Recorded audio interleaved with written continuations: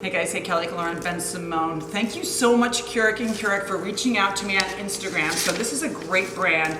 They've made so many great jean shorts for me. They embellish them and I just love that. I used to do that myself actually a long time ago. So they're like, happy fashion week. We adore your energy and positivity. Thanks guys, I really appreciate that. I am positive because I feel so lucky to be able to show you guys. Look at what they did. They even painted on the paper. That's just so charming and sweet. That's all the details for me.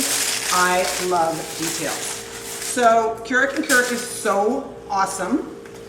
They asked me what I wanted, and I said I wanted something that was inspired by Ellsworth Kelly, because I love Ellsworth Kelly, and they paint on jeans, so they did, and they know I love orchids, so they made an Ellsworth Kelly inspired orchid detail on the legs. Cannot wait to wear these in Florida. It looks so cool.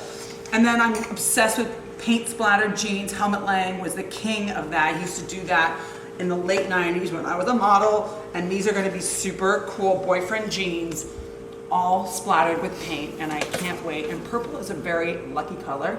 Thanks Curic&Curic, I can't wait. Thanks guys.